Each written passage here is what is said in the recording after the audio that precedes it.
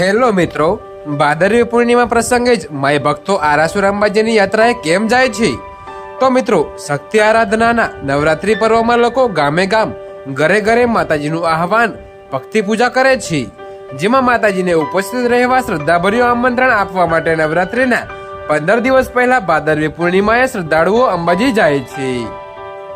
તો મિત્રો, વિશ્વ પ્રસિદ્ધ યાત્રાધામ લાખો કરોડો માય ભક્તોની આસ્થા અને શ્રદ્ધાનું કેન્દ્ર અંબાજી અનેક રીતે મહત્વ ધરાવે છે. ત્યારે આવો જાણીએ આ શક્તિપીઠનું મહાત્મય. તો મિત્રો, દેવી ભાગવત અનુસાર અગ્નિદેવીની કૃપાથી મહિષાસુર નામનો રાક્ષસ નરજાતિથી મરી ન શકે તેવું વરદાન ધરાવતો હોય અતિ બળવાન બની અત્યાચાર અને ત્રાસ વર્તાવતો હતો.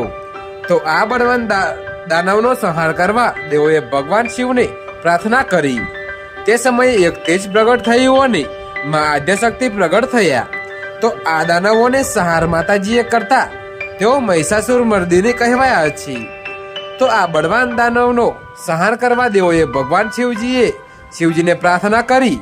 તે સમયે એક તેજ પ્રગટ થયું અને માં આદ્યશક્તિ પ્રગટ થયા અને માતાજી ત્યાં જ સ્થિર થઈ ગયા. તો મિત્રો, આ સ્થળ એટલે જ શક્તિપીઠ અંબાજી. તો એક દંતકથા અનુસાર માતાજીના અનન્ય ઉપાસક અને દાતા સ્ટેટના મહારાણા માતાજીને અંબાજીમાં લાવ્યા હતા.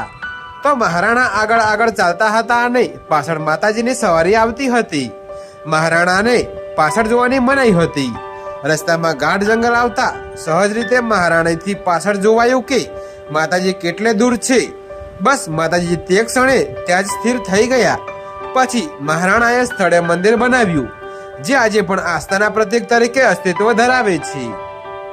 તો મિત્રો, મંદિર પ્રાગૈતિહાસિક કાળનું હોવાનું મનાય છે, પણ ઉપલબ્ધ પરિસ્થિતિ જોતા અત્યારનું સ્થાનક 1200 વર્ષ જેટલું પુરાણું છે. તો મિત્રો, અંબાજીના વર્ણન સ્તુતિઓની પરંપરા છેક પુરાણોથી લઈને આદિ શંકરાચાર્ય તથા અર્વાચીન ઇતિહાસ અને પ્રવાસ વર્ણનોમાં પણ જોવા મળે છે. જોકે મિત્રો, રવપાલજી પરમારને માએ રાજ્ય અપાવ્યું. ઉજ્જૈનના પ્રખ્યાત પરમાર રાજા વિક્રમના પછી 44મી પેઢીએ રવપાલજી પરમાર થયા. તે દ્વારકાની યાત્રાએ ગયા હતા. ત્યાંથી પાછા વળતા કચ્છ અને સિંઘની સરહદ ઉપર નગરસઠ્ઠા છે તેની પાસે અંબિકા દેવીના સ્થાનક આગળ આવ્યા પછી તેમને એવો નિયમ લીધો કે માતાજીની પૂજા કર્યા સિવાય અન્ન પાણી લેવું નહીં. તો દેવી અંબિકા તેમના પર પ્રસન્ન થયા અને રવપાલજીને ઈસવીસન 1809માં સિંઘનું રાજ્ય પાછું મળ્યું. તો મિત્રો, જસરાજ અંગેની દંતકથા. રાજવી જસરાજ માટે દંતકથા એવી છે કે તેમના પિતા દામોજીને સંતાન નહોતું, તેથી માતાજીએ પોતાની આંગળી કાપીએ રક્તમાંથી બાળક બનાવ્યો. તેનું નામ જસરાજ પડ્યું. તો દેવીએ એમ પણ કહ્યું હતું કે મારા દેવળનું રક્ષણ કરવામાં મેં એનું સર્જન કર્યું છે. તો જસરાજ પોતાના ગબ્બરગઢનું રાજ્ય પોતાના કુંવર કેદારસિંહજીને સોંપી નગરઠઠ્ઠા ગયા હતા. તો કેદારસિંહજીએ ઈસવીસન 1069માં તરસંગિયા ભીલ નામના રાજાને મારી હટાવી પોતાની ગાદી ગબ્બરગઢથી તરસંગમાં લઈ ગયા હતા.